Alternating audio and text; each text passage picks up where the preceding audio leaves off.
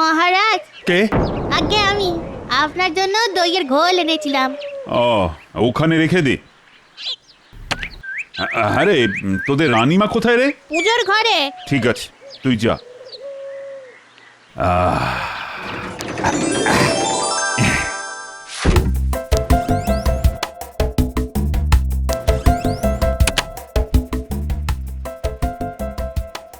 এটা আমার বাবার আমলের। আহা, কি সুন্দরের কারুকাজ, দেখলে যেন চোখ জুড়িয়ে যায়। কদিন বাদে খাম্বাজ রাজ্যে ওই পুরনো জিনিসের প্রদর্শনীতে এটা নিয়ে যাব। সকলে দেখে খুব প্রশংসা করবে।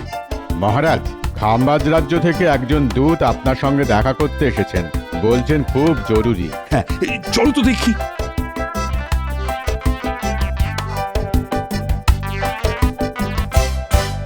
কি বারান্দায় দাঁড়িয়ে কেন? আপনার এই রক্ষী আমাকে অতিথিশালায় নিয়ে যেতে চেয়েছিল, কিন্তু আমার হাতে যে একেবারে সময় নেই মহারাজ, অনেক জায়গায় যেতে হবে তো।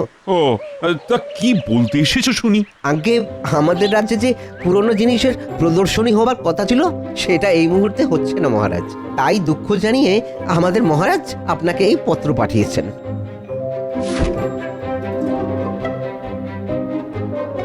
ঠিক আছে, ঠিক আছে, তুমি খাম্বাজ রাজকে গিয়ে বলো প্রদর্শনী হচ্ছে না বলে আমি কিচ্ছু মনে করিনি। আমি বলে দেব মহারাজ।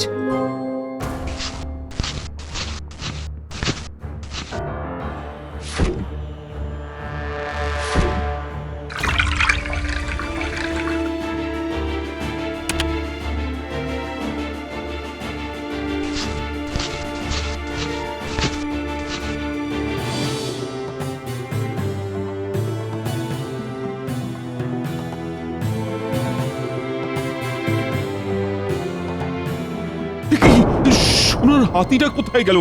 এইখানেই তো রেখে গিয়েছিলাম। কি হলো? এমন করে কি খুঁজছেন?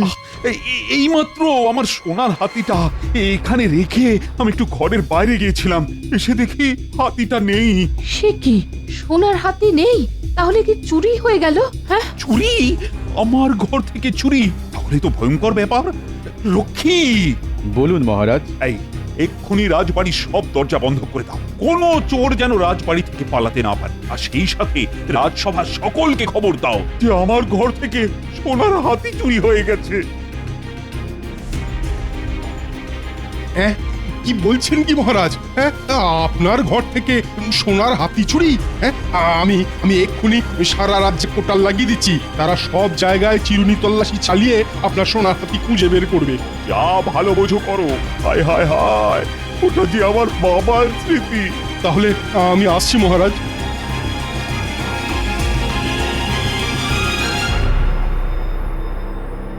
আগে মহারাজ, আমার গণনা বলছে এরপর কৃষ্ণনগর থেকে আরো কিছু মূল্যবান জিনিস চুরি যাবে। তাহলে তো একটা যজ্ঞের আয়োজন করতে হয়। আচ্ছা মহারাজ, সোনার হাতিটা এই টেবিলেই রেখেছিলেন? আচ্ছা, টেবিলে একটা গেলাসও রাখা আছে দেখছি, গেলাসের তলানিতে খানিকটা ঘোল পড়ে আছে।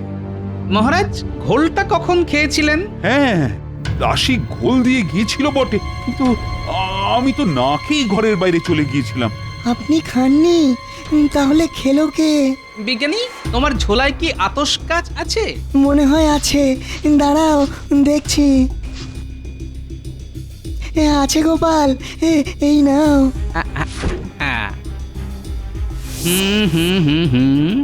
আতশ কাছে দু রকমের আঙুলের ছাপ ধরা পড়েছে, মানে গেলাসের গায়ে দুটো মানুষের আঙুলের ছাপ। একটা আঙুল বেশ সরু, মানে এটা হলো দাসীর আঙুল, আর একটা আঙুল বেশ মোটা, মানে এটা কোনো পুরুষ মানুষের। বিজ্ঞানী, তুমি একবার দেখো তো। ঠিক বলেছ গোপাল, একটা মহিলা আর একটা পুরুষ মানুষের আঙ্গুলের ছাপ। আমার অনুমান যদি মিথ্যে না হয়, তাহলে যে সোনার হাতি চুরি করেছে সেই ঘোল খেয়ে পালিয়ে গেছে। কি সাহস! আমার ঘরে ঢুকে সোনার হাতি চুরি করে আমারই ঘোল খেয়ে পালিয়ে গেল। এই গোপাল, গোপাল, এই দুঃসাহসিক চোরটাকে কিন্তু ধরতেই হবে। আমি চেষ্টা করব মহারাজ। এসব কি শুনছি মহারাজ? আপনার ঘর থেকে নাকি সোনার হাতি চুরি হয়ে গেছে? কি সর্বনাশ! এ তো বাঘের ঘরে ঘোগের বাসা। মহারাজ, যা শুনলাম দাসী নাকি আপনার ঘরে ঘোল দিতে এসেছিল। হ্যাঁ, তাহলে ওকে ধরে কারাগারে পাঠিয়ে দিন। পিঠে দুঘা পড়লেই হড়হড় করে পেটের সব কথা বেরিয়ে আসবে। ঠিকই বলেছেন মন্ত্রী মশাই, আমি সব সময় ঠিক কথাই বলি গোপাল। কিন্তু তা সত্ত্বেও দাসীকে তো এখনই কারাগারে পাঠানো যাচ্ছে না। কেন কেন দাসীকে কারাগারে পাঠানো যাচ্ছে না কেন? কারণ মহারাজের ঘোলের গ্লাসে একজন পুরুষ মানুষের আঙুলের ছাপ পাওয়া গেছে। সর্বনাশ! তাহলে দাসীর সঙ্গে নিশ্চয় কোনো পুরুষ সঙ্গী ছিল। মনে হয় দুজনে মিলেই চুরিটা করেছে। তাহলে তো সব থেকে আগে ওই পুরুষ চোরটাকেই ধরতে হয়, কারণ আমাদের রাজ্যের নিয়ম অনুযায়ী শুধু সন্দেহের বশে কোনো মহিলার পিঠে দুঘা দেওয়া যায় না। গোপাল একেবারে ঠিক কথাই বলেছে। কিন্তু ওই পুরুষ চোরটাকে ধরবো কি করে? খুব সোজা, মহারাজের ঘর থেকে যখন চুরি গেছে তখন মনে হয় এ বেটা চেনা চোর এবং রাজবাড়ির সুলুক সন্ধান সে জানে। মহারাজ, এক্ষুনি এ রাজ্যের সব কটা চোর আর পাকা বদমাশদের ধরে আনার অনুমতি দিন। ধরে এনে কি করতে চাও বলো তো? প্রথমে কালো কালি দিয়ে প্রত্যেকের আঙুলের ছাপ নেব, তারপর এই গ্লাসের ছাপের সাথে মিলিয়ে দেখব, যার আঙুলের ছাপের সঙ্গে গ্লাসের আঙুলের ছাপ মিলে যাবে সেই চোর বলে প্রমাণিত হবে। সর্বনাশ! বেটা চুরি করলি ঠিক আছে, কিন্তু ঘোলটা খেতে গেলি কেন? এখন তো গোপাল সকলকে ঘোল খাইয়ে ছেড়ে দেবে। ঠিক আছে, দেখো চেষ্টা করে। তবে আমার মনে হয় এত সব না করে ওই দাসীকেই জেরা করা সব থেকে ভালো হতো। হবে হবে, সব হবে। এত ব্যস্ত হচ্ছেন কেন মন্ত্রী মশাই? এই তো সবে সন্ধে, পুরো রাত তো অনেক দূর।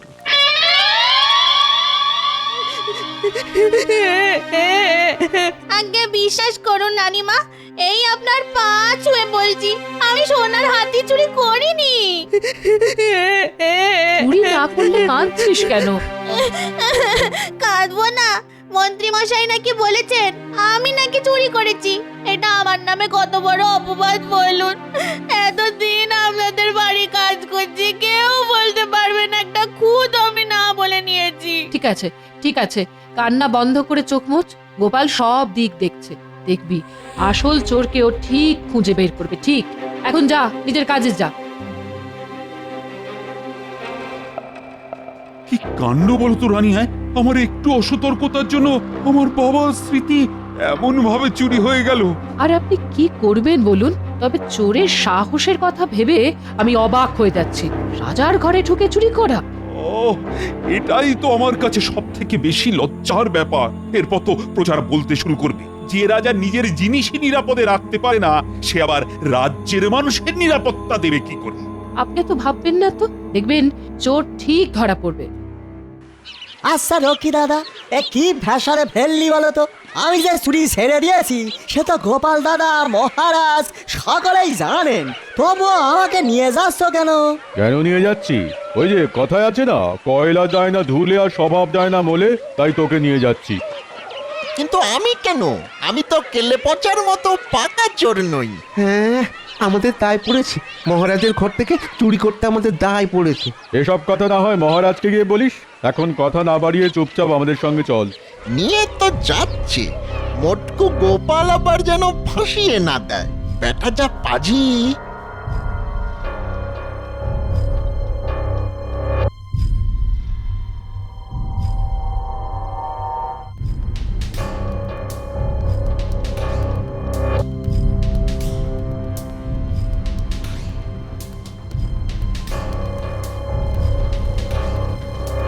বুঝলে ভাই, তুমি হলে এই কৃষ্ণনগরের সব থেকে বড় শিল্পী, তাই আঙুলের ছাপ আঁকাটাও খুব নিখুঁত হওয়া চাই। কিন্তু কোনো চিন্তা করো না গোপাল দাদা, এত নিখুঁত করে আঁকছি যে আসল আর নকল বুঝতেই পারবে না। আচ্ছা, এই ছবি টবি আঁকাবার মানে কি? বুঝতে পারলেন না? হাওয়া লেগে খানিক বাদেই গ্লাসের ছাপ মিলিয়ে যাবে, কিন্তু কাগজের আঁকা তো আর মিলিয়ে যাবে না। উফ, বেটা টেকোটা সারা টাক জুড়ে যেন পাকা গোয়েন্দার বুদ্ধি। বেটা বেটা কবে যে মরবে কে জানে। আমার কাজ হয়ে গেছে গোপাল দাদা, আমি তাহলে এবার যাই। হ্যাঁ হ্যাঁ, তুমি এখন আসতে পারো, আর চোর ধরা পড়লেই তোমার পারিশ্রমিক তুমি পেয়ে যাবে। ঠিক আছে গোপাল দাদা। একে সোনার হাতি চুরি হয়ে মহারাজের কত বড় ক্ষতি হলো, তারপর শিল্পীকে পারিশ্রমিক দিতে হবে। গোপাল শুধু মুধু ক্ষতির ওপর খরচা বাড়াচ্ছে। এর থেকে অনেক সোজা ছিল দাসীকে ডেকে দুঘা দেওয়া। তাই নাকি? কিন্তু ওই যে তোমার এই এক ব্যারাম, সব সময় ঘুরিয়ে নাক দেখা। ঘুরিয়ে নাক দেখা? এটা একেবারে ঠিক কথা বলেছেন মন্ত্রী মশাই। তবে ঘুরিয়ে নাক দেখলে কি হয় বলুন তো? নাকের আগে হাতের মধ্যে কান চলে আসে, আর কান টানলেই মাথা। তুমি কি বলতে চাইছো বলো তো? হ্যাঁ, আমি সামান্য মানুষ, তাই আমি আর কি বলবো বলুন? তাই সময় আর প্রমাণই শেষ কথা বলবে।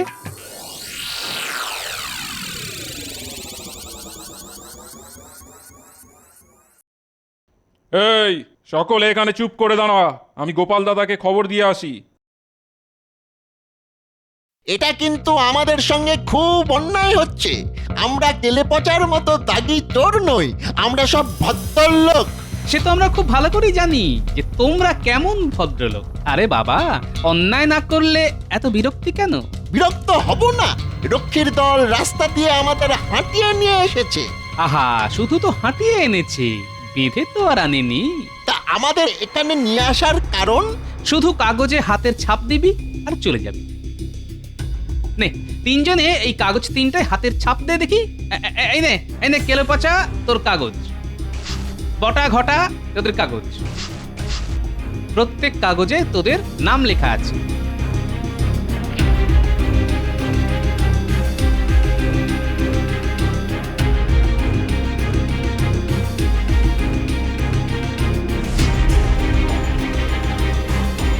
বাহ বাহ বাহ, খুব ভালো হয়েছে। এখন তোরা এখানে দাঁড়া, আমরা একটু ভেতর থেকে আসছি।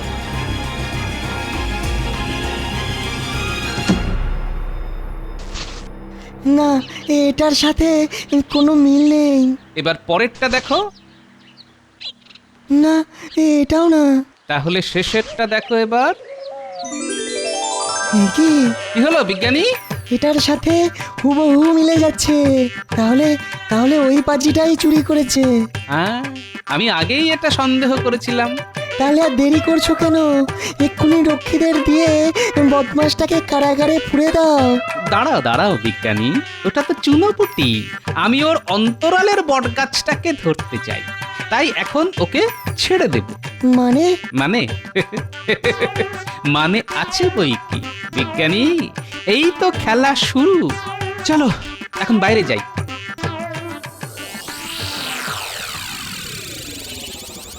কিরে বটা ঘটা, শুনলাম তোদেরও এখানে নিয়ে এসেছে। দেখুন না মন্ত্রী মশাই, কি অন্যায়! আমরা শান্তশিষ্ট ছাপোষা মানুষ, রাজবাড়ি থেকে আমরা চুরি করতে যাব কেন? গোপাল দেখছি খুব বাড়াবাড়ি শুরু করেছে। শোন, তোদের হাতের ছাপ আর গ্লাসের আঙুলের ছাপের সঙ্গে একজনের ছাপ কিন্তু হুবহু মিলে গেছে। তার মানে তোদের মধ্যে একজন চোর। এখন তোরা কি নিজে মুখে স্বীকার করবি নাকি আমাকেই বলতে হবে? বিশ্বাস করো, আমি চুরি করিনি গো। আমি কিছু জানি না। শুধু শুধু আমাকে হয়রান করছো। বটে, তা তোরা যখন স্বীকার করলেই না, তখন আমাকেই বলতে হচ্ছে যে তোদের মধ্যে চোর হচ্ছে এই কেলে পচা। আর ভগবান, কতদিন আগে চুরি ছেড়ে দিয়েছি, তবু আমার নামে এই বদনাম। হ্যাঁ, রক্ষী, একে কারাগারে নিয়ে যাও, কাল রাজসভায় এর বিচার হবে। যা বটা ঘটা, তোরা বাড়ি যা। আমি আগেই জানতাম গোপাল যত চেষ্টাই করুক না কেন, কোনোভাবেই তোদের ফাঁসাতে পারবে না।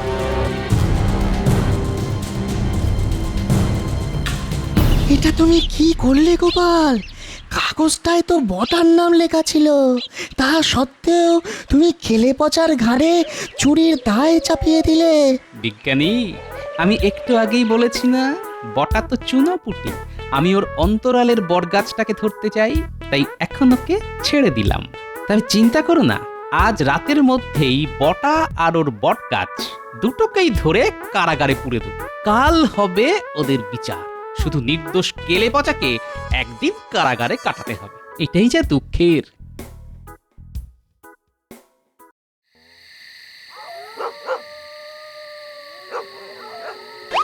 সন্ধে গড়িয়ে রাতের আধার তো নেমে এলো, কিন্তু সেই মক্কেলের এখনো দেখা নেই কেন? ওই তো ওই তো শ্রীমান আসছে। মন্ত্রী মশাই, কিরে, আজ এলি কেন? আগে ওই সোনার হাতি চুরির পারিশ্রমিক ওটা ওহ, কাজ হতে না হতেই হাত পাততে চলে এলি, হ্যাঁ? কি করব বলুন, গরিব মানুষ, হাত যে একেবারে ফাঁকা। শোন, স্যাকরার কাছ থেকে এখনো সব টাকা পাইনি, আজ যাব, আর বাকি টাকা পেলে তোদেরটা মিটিয়ে দেবো। ঠিক আছে মন্ত্রী মশাই, কাল সকালেই না হয় আসবো। না না, কাল সকালে নয়, দুদিন বাদে আসি। আগে দুদিন বাদে কেন? মাথা মোটা, আজ না হয় কপাল জোরে বেঁচে গেছিস, কিন্তু কোথাকার জল কোথায় গিয়ে দাঁড়াবে সেটা তো বলা যায় না। যা যা, তুই এখন আয়। মন্ত্রী তাহলে রাতের অন্ধকারে শ্যাকরার কাছে যাবে।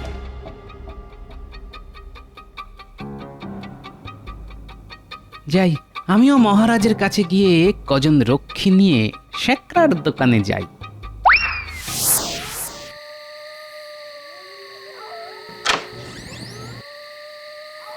স্যাকরা, সোনার হাতির বাকি টাকাটা দাও।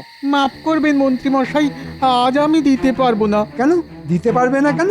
আগে চোরাই জিনিস বিক্রি করাটা তো অনেক ঝামেলা, 2 দিন সময় দিন, বাকি টাকা পেয়ে যাবে। শোন, দুদিনের মধ্যে বিক্রি করতে না পারলে ওই সোনার হাতি গলিয়ে ফেলে আমাকে সোনার দামই দিয়ে দিও। ঠিক আছে মন্ত্রী মশাই।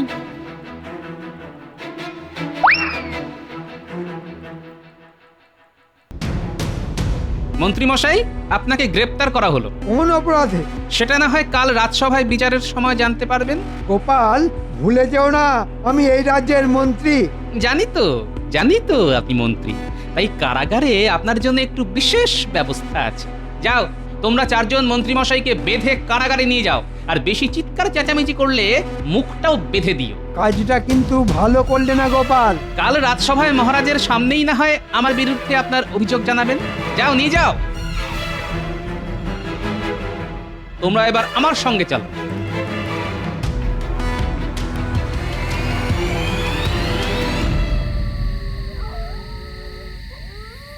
অনেক রাত হলো, দোকান বন্ধ করে এবারে বাড়ি যাই। তার আগে চলো শ্রীঘরে। মানে? সোনার হাতি চুরি করার দায়ে তোমায় গ্রেফতার করা হলো। বিশ্বাস করো গোপাল, বিশ্বাস করো, সোনার হাতি আমি চুরি করিনি। মন্ত্রী মশাই ওটা আমার কাছে বিক্রি করার জন্য রেখে গেছে গোপাল। বিশ্বাস করো, এতে আমার কোনো দোষ নেই। আমি চুরি করিনি গোপাল, আমি চুরি করিনি। চুরি না করলেও চোরাই জিনিস তো নিজের দোকানে রেখেছ, সেই অপরাধেই তোমায় গ্রেফতার করা হলো। তবে তার আগে ভালোই ওই সোনার হাতি বের করে দিলে শাস্তি কিছু কম হবে। দিচ্ছি, এক্ষুনি দিয়ে দিচ্ছি।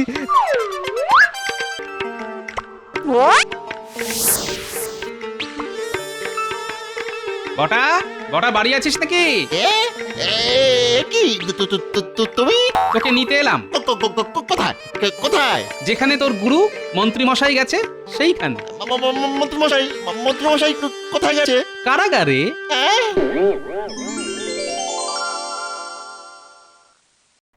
এই নিন মহারাজ, আপনার চুরি হয়ে যাওয়া সোনার হাতি। আমার সেই সোনার হাতি উদ্ধার করতে পেরেছো তাহলে? গোপাল, তোমায় যে কি বলে বাহবা দেব। তা কি চুরি করেছিল? এক্ষুনি দেখতে পাবেন। প্রহরী, বন্দীদের নিয়ে এসো। কি তাহলে কি এরা সকলে মিলে চুরি করেছিল? আসল চোরকে ধরার জন্য কেলেপচাকে ধরা হয়েছে, কিন্তু কেলেপচা চোর নয় মহারাজ। জানতাম আমার মাথার ওপরই ভগবান আছেন। তাহলে আসল চোরটাকে? চুরি করেছিল বটা, কিন্তু তার পেছনে বড় মাথা হচ্ছে মন্ত্রী মশাই। মিথ্যে কথা মহারাজ, আমাকে হেয় করার জন্য এটা গোপালের ষড়যন্ত্র। তাই নাকি ষড়যন্ত্রী মশাই? তাহলে শ্যাকরাকে ডাকি। প্রহরী, শ্যাকরাকে নিয়ে এসো তো।